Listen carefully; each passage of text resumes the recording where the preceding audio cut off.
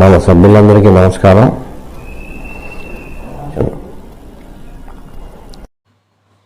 Hi friends, this is Sahadev Varma.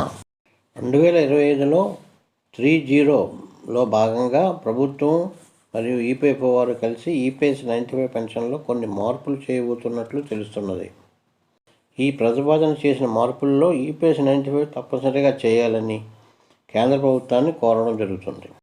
మేము చేసిన ప్రతిపాదనలు ఈ విధంగా ఉన్నాయి.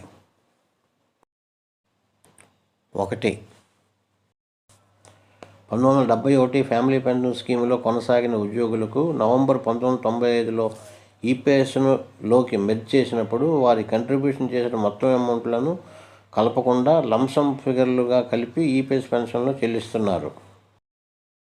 1971 నుండి ఫ్యామిలీ పెన్షన్ స్కీములో కొనసాగిన ఉద్యోగులు మెంబర్ కంట్రిబ్యూషన్ అంటే వ్యక్తిగత వాటా 1.16 మరియు యాజమాన్య వాటా 1.16తో పాటు కేంద్ర ప్రభుత్వ వాటా కూడా 1.16తో కలిపి వడ్డీతో మొత్తం అమౌంట్ను నవంబర్ 1995 ఈపీఎస్ 95 పెన్షన్ స్కీములో కలిపినప్పుడు మెంబర్ వ్యక్తిగత అకౌంట్లో సెపరేట్గా కలిపి 1971 ఫ్యామిలీ పెన్షన్ స్కీములో లెక్కించాలి.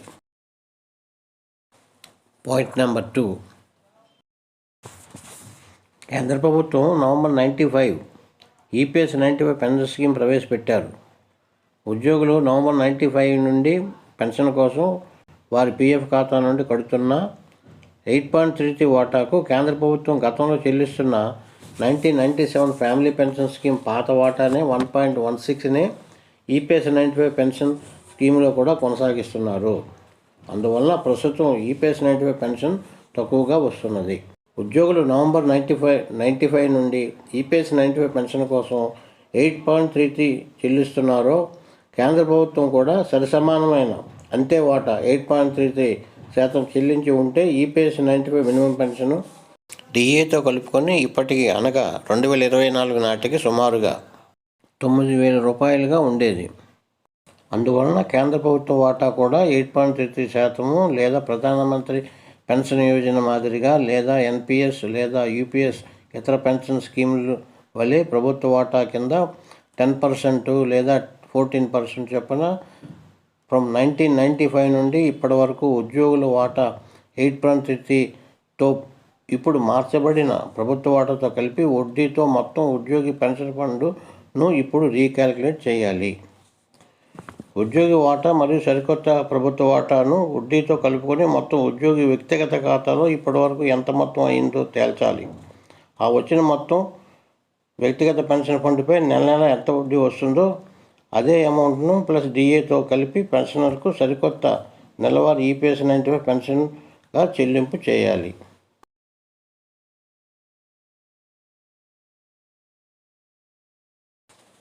Point number 3. నవంబర్ 1995లో ఈపీఎస్ 95 పెన్షన్ స్కీమ్ ప్రారంభించినప్పుడు అప్పటి కేంద్ర ప్రభుత్వం డిఏ కూడా చెల్లిస్తామని చెప్పారు. కానీ 1996 నుండి 2000 సంవత్సరం వరకు మాత్రమే డిఏ చెల్లించారు. ఆ తర్వాత కార్పొరేట్ ఫండ్ తగ్గిపోయిందని అనే సాకుతో చూపించి డిఏ చెల్లించడం ఆపివేశారు.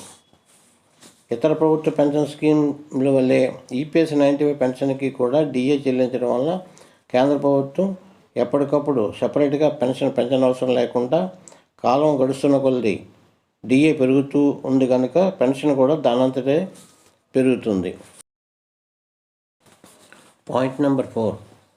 పెన్షనర్సు పెన్షన్ తీసుకున్న సమయంలో చనిపోతే పెన్షనర్లు అందుకుంటున్న పెన్షన్లో సగభాగం అంటే 50%ను పెన్షనర్ భార్యకు చెల్లిస్తున్నారు.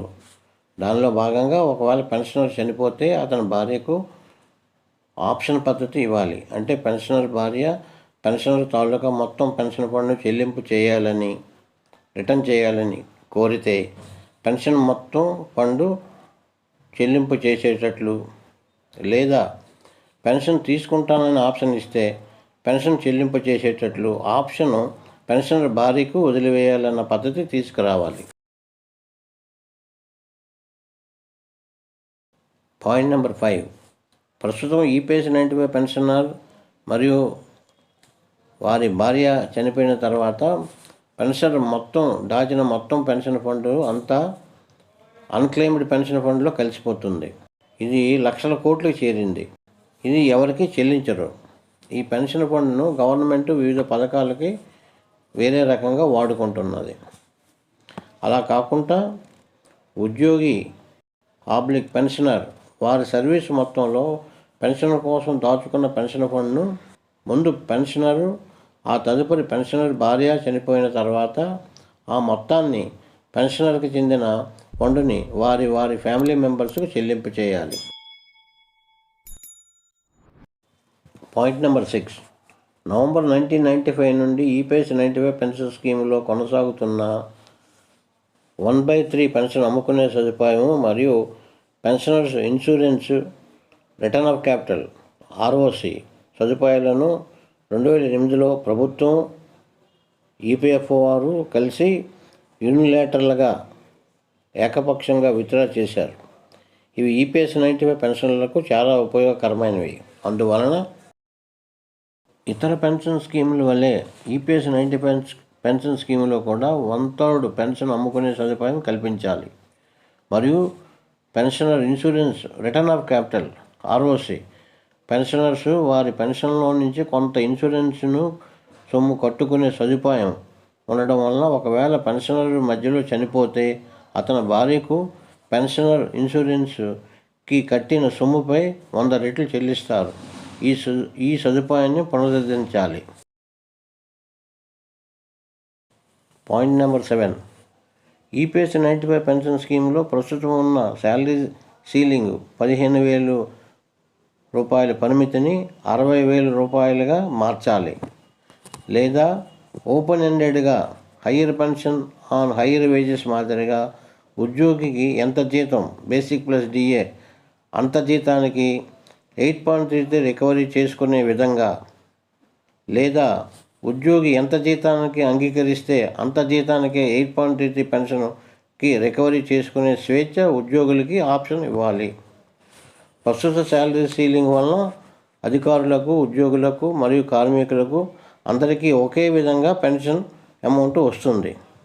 అదే 60,000 రూపాయల సీలింగ్ శాలరీ కానీ లేదా ఎవరి జీతం బట్టి వారికి శాలరీ ఓపెన్ ఎండెడ్ చేయడం వలన అధికారులకు, సూపర్వైజర్లకు, ఉద్యోగులకు, కార్మికులకు ఎవరి జీతాలను బట్టి వారి పెన్షన్లు పెరుగుదలతో చెల్లింపు జరుగుతుంది.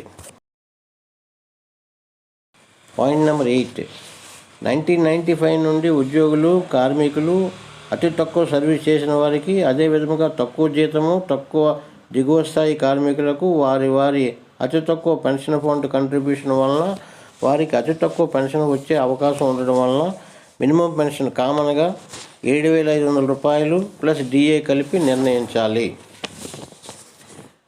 ఈపీఎస్ 95 పెన్షన్ స్కీములో కేంద్ర ప్రభుత్వం ఈపీఎఫ్ఓ తప్పనిసరిగా ఈ మార్పులు చేసినట్లయితే ఈపీఎస్ 95 పెన్షన్ స్కీమ్ కూడా ఇతర ప్రభుత్వ pension స్కీములతో సరిసమానంగా తీర్చిదిద్దబడుతుంది.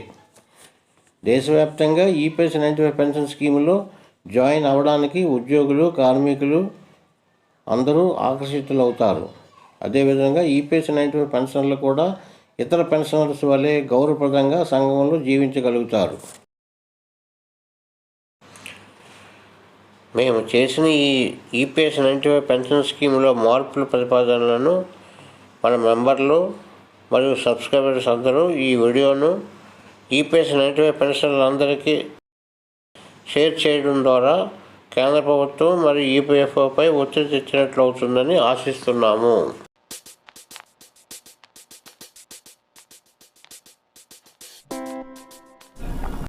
Let us hope for the best. మరి యొక్క కొత్త సమాచార వీడియోతో మీ ముందుకు వస్తాను.